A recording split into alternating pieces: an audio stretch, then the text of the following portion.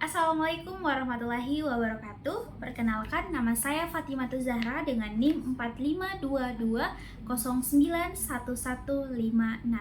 Kali ini saya akan menjelaskan materi mengenai masalah penelitian. Check it out.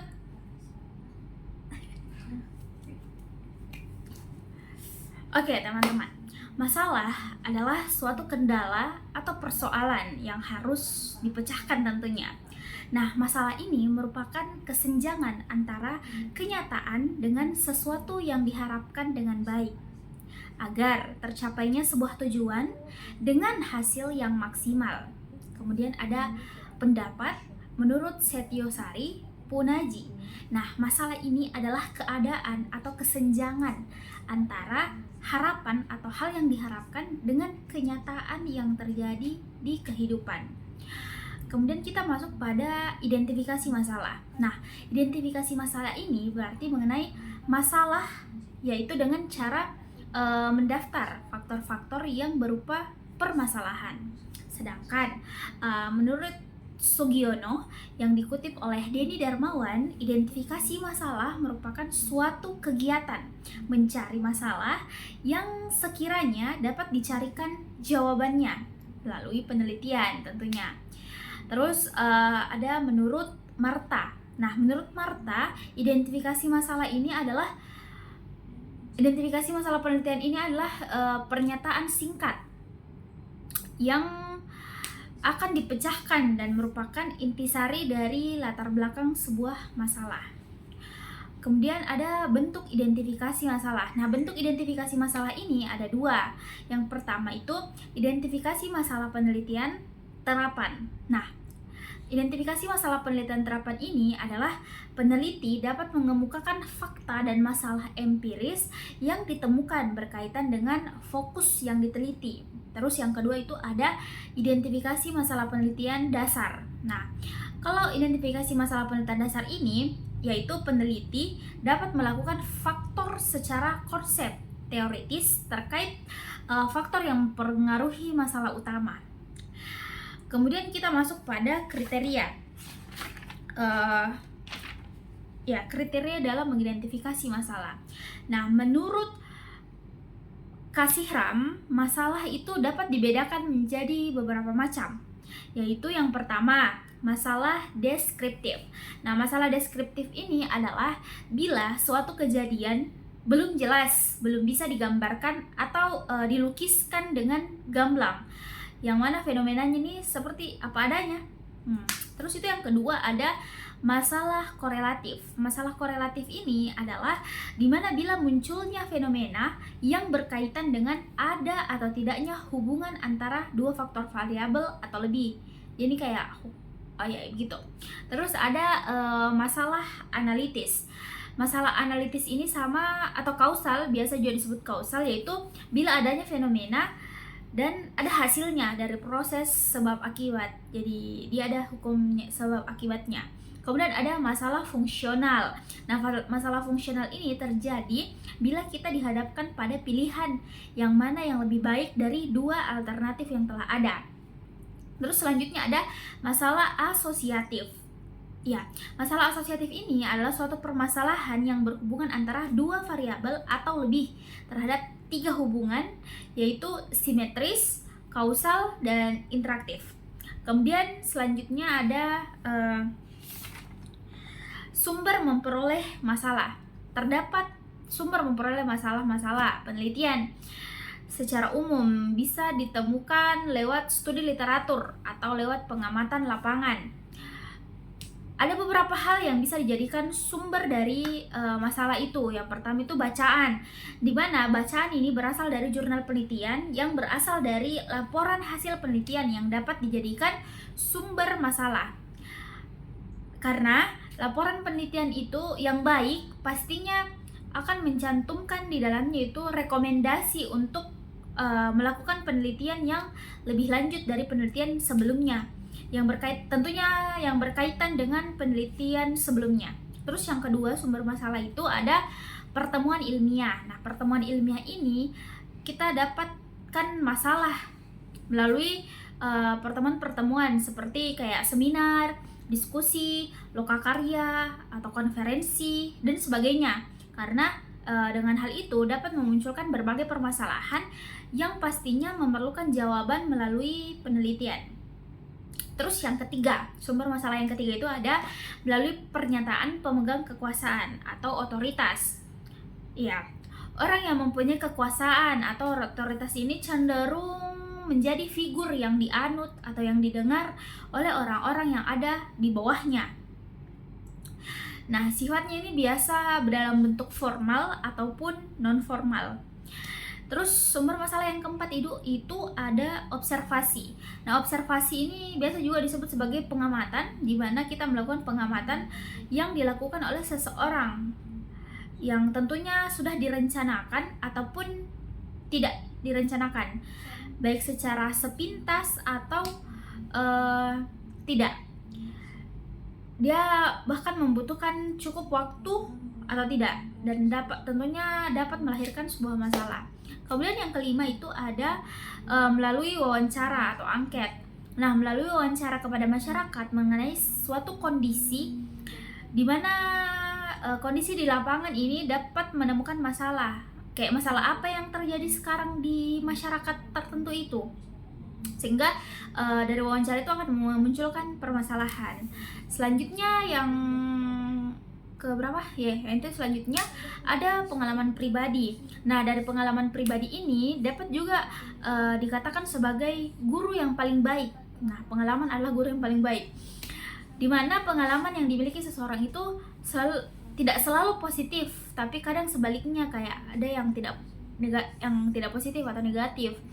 Nah, pengalaman seseorang ini yang dipercaya sendiri maupun dari orang lain tentunya dapat dijadikan juga sebagai masalah yang dapat dijawab melalui penelitian. Terus yang terakhir itu ada rasa ingin tahu. Nah, rasa ingin tahu ini mendorong manusia untuk mencari tahu terhadap permasalahan yang terjadi, terutama informasi yang sering diberitakan di media sosial atau di media massa. Oke, selanjutnya kita masuk pada pembatasan masalah. Nah, pembatasan masalah adalah usaha untuk menetapkan batasan dari masalah penelitian yang akan diteliti. Nah, batasan masalah ini tentunya memiliki tujuan. Tujuannya itu untuk mengidentifikasi faktor mana saja yang termasuk dalam ruang lingkup masalah penelitian, dan faktor mana saja yang tidak termasuk dalam ruang lingkup penelitian tersebut. Nah, pemilihan pembatasan masalah ini berkaitan dengan pemilihan masalah dari berbagai masalah yang telah diidentifikasi sebelumnya. Dari sekian banyaknya yang sudah teridentifikasi tersebut, dipilihlah satu atau lebih atau dua masalah yang kemudian akan dipermasalahkan, di mana akan diteliti lebih lanjut batasan masalah, seperti berarti pemilihan satu atau dua masalah dari beberapa masalah yang sudah teridentifikasi sebelumnya. Tapi sebelum menentukan batasan masalah, kita harus memperhatikan yang pertama itu masalah yang dibatasi hendaklah masih dalam kemampuan peneliti. Yang kedua, masalah yang dibatasi harusnya dapat diuji berdasarkan data-data yang mudah diperoleh di lapangan. Kemudian yang ketiga, masalah yang dibatasi hendaknya cukup penting untuk diselidiki. Kemudian yang keempat, masalah yang dibatasi sebaiknya cukup menarik minat dari peneliti itu sendiri, sehingga lebih mudah untuk dilakukan pembatasan masalah. Kemudian tentunya dari pembatasan masalah ini ada tujuannya. Nah, tujuannya itu adalah karena keterbatasan waktu peneliti yang dikasih oleh sponsor atau peneliti, serta keterbatasan dari kemampuan dari tenaga peneliti itu sendiri, sehingga jadi itu tujuannya ada pembatasan. Selanjutnya itu ada perumusan masalah. Ini kayak tidak asing di telinga, tentang perumusan masalah. Nah, perumusan masalah ini atau kita sebut juga sebagai riset problem diartikan sebagai suatu rumusan yang mempertanyakan suatu fenomena, baik dalam kedudukan sebagai fenomena mandiri maupun dalam kedudukannya sebagai fenomena yang saling terkait antara fenomena yang satu dengan fenomena lainnya, baik itu dia sebagai penyebab atau sebagai akibat. Nah, rumusan masalah ini adalah suatu pertanyaan yang akan dicarikan jawabannya melalui pengumpulan data. Bentuk-bentuk rumusan masalah ini berdasarkan penelitian, menurut tingkat eksplanasi, terdapat beberapa pendapat yang dapat disimpulkan bahwa rumusan masalah itu adalah suatu tahap di antara sejumlah tahap penelitian yang memiliki kedudukan paling penting dalam kegiatan penelitian. Karena ketika kita mau melakukan penelitian itu harus ada dulu rumusan masalahnya. Nah, manfaatnya ini perumusan masalah adalah sebagai pendorong suatu kegiatan penelitian yang dilakukan agar menjadi atau kata lainnya berfungsi sebagai penyebab kegiatan penelitian. Kemudian yang kedua itu ada sebagai pedoman untuk penentu arah atau fokus dari suatu penelitian. Ketiga itu sebagai penentu jenis data macam apa yang perlu dan harus dikumpulkan oleh peneliti.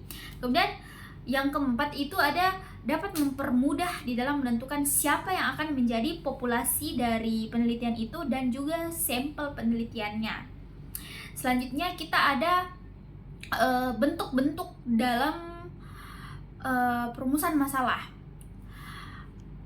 Nah, rumusan masalah itu ada bentuknya. Yang pertama itu deskriptif. Nah, rumusan masalah yang berkenaan dengan pertanyaan terhadap keberadaan variabel mandiri, baik satu variabel atau lebih. Kemudian yang kedua itu ada rumusan masalah komparatif. Nah, rumusan masalah komparatif ini adalah rumusan masalah yang membandingkan satu variabel atau lebih pada dua atau lebih sampel yang berbeda atau pada waktu yang berbeda.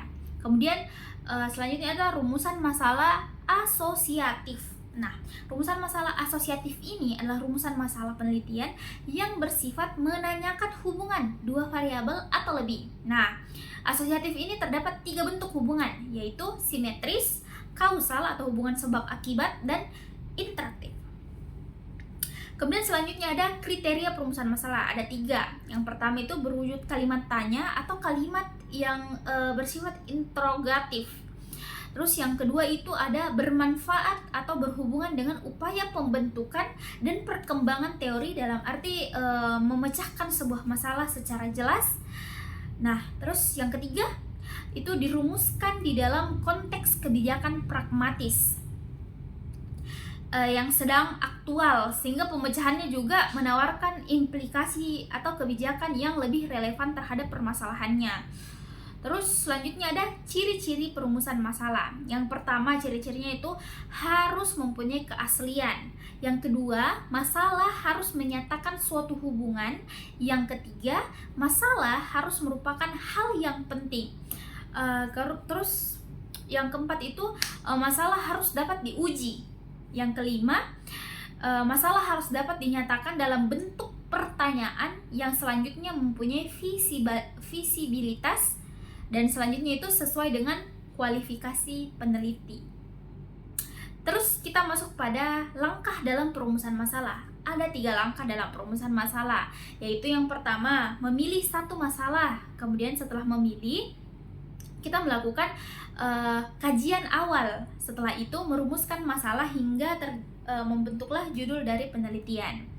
Kemudian ada cara menyusun rumusan masalah. Nah, caranya itu yang pertama, mengidentifikasi subjek area luas yang menarik. Kemudian yang kedua itu membagi subjek area luas menjadi sub-area. Nah, setelah itu memilih sub-area yang paling menarik untuk dibahas, yang selanjutnya mengungkapkan beberapa pertanyaan peneliti, lalu merumuskan suatu kajian secara objektif, dan terakhir itu menilai secara objektif tanpa subjektif. Jadi lebih realistis penilaiannya. Oke teman-teman, selanjutnya kita masuk pada bab selanjutnya, yaitu kajian pustaka dalam penelitian.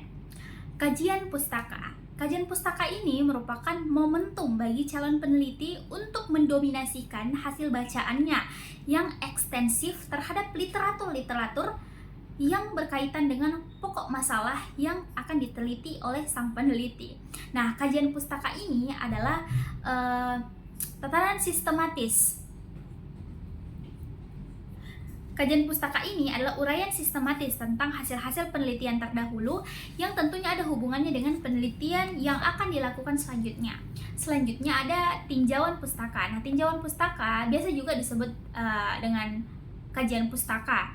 Nah, kajian pustaka ini adalah daftar referensi dari semua jenis referensi seperti buku, jurnal, artikel, dispersi, tesis, deskripsi, laboratorium manual, dan karya ilmiah. Nah, kajian pustaka dalam suatu penelitian ilmiah adalah salah satu bagian penting dalam keseluruhan langkah-langkah metode penelitian. Nah, Creswell 2010 mengungkapkan bahwa kajian pustaka memiliki beberapa tujuan, yaitu menginformasikan kepada pembaca hasil-hasil penelitian yang berkaitan erat dengan penelitian, kemudian menghubungkan penelitian dengan literatur-literatur yang ada, serta mengisi celah-celah dalam penelitian sebelumnya yang belum ada, sehingga dibuat penelitian baru. Kemudian tujuan utama kajian pustaka adalah untuk menentukan apa yang telah dilakukan orang yang berhubungan dengan tokoh penelitian yang akan dilakukan. Selanjutnya ada fungsi kajian pustaka. Nah, fokus penelitian yang sedang dikerjakan perlu diulas melalui kajian pustaka yang dihasilkan ada tiga fungsi dari kajian pustaka, yaitu yang pertama, untuk memastikan apakah penelitian itu memastikan pernahnya masalah yang sedang diteliti itu pernah dilakukan oleh peneliti lain atau belum. Terus yang kedua itu ada mengetahui apakah masalah yang diteliti itu dikaji secara komprehensif atau dikaji secara keseluruhan, lengkap, dan hasilnya memuaskan atau tidak. Terus yang ketiga itu untuk mengungkapkan kekhasan atau perbedaan masalah yang akan diteliti. Nah, sejalan dengan fungsinya, kajian pustaka ini juga memiliki manfaat. Nah, manfaatnya itu untuk memperdalam pengetahuan ihwal masalah yang diteliti, sehingga peneliti ini menguasai, yang kemudian akan menegaskan kerangka teoritis yang dijadikan landasan atau sebuah kerangka berpikir terhadap masalah penelitian. Lalu selanjutnya itu mempertajam konsep-konsep yang digunakan sehingga mempermudah perumusan hipotesis atau kesimpulan sementara dan menghindari terjadinya pengulangan penelitian yang mungkin telah dilakukan sebelumnya terus dilakukan lagi selanjutnya terhadap masalah peneliti, seperti itu. Kemudian ada kriteria pemilihan sumber pustaka, mencakup ketetapan kejelasan empiris, terus terorganisasi, kemuktahiran, terus relevansi, dan yang terakhir adalah meyakinkan. Tapi secara garis besar, sumber bacaan itu dibedakan menjadi 3, yaitu referensi umum, sumber primer, dan sumber sekunder. Nah, kemudian ada langkah-langkah dalam menyusun kajian pustaka menurut Donald Ari dan Creswell. Nah, yang pertama itu memulai dengan mengidentifikasi kata atau kunci topik penelitian untuk mencari materi atau referensi-referensi dan bahan pustaka, baik itu di jurnal ataupun lainnya. Nah, setelah itu kita membaca abstrak laporan hasil penelitian yang relevan dengan apa yang kita teliti, lalu membuat catatan hasil bacaan dengan cara membuat peta literatur dengan mengurutkan topik penelitian serta referensi bibliografi secara lengkap. Selanjutnya kita membuat ringkasan literatur secara lengkap berdasarkan peta literatur yang sebelumnya telah dibuat. Lalu membuat kajian pustaka dengan menyusun secara sistematis berdasarkan teori dan konsep penting yang berkaitan dengan topik pada akhir kajian pustaka itu. Nah, selanjutnya di akhir nanti akan dilakukan mengungkapkan pandangan umum tentang topik penelitian yang dilakukan berdasarkan literatur yang ada. Mungkin itu saja penjelasan saya mengenai 2 bab hari ini. Terima kasih saya ucapkan. Assalamualaikum warahmatullahi wabarakatuh.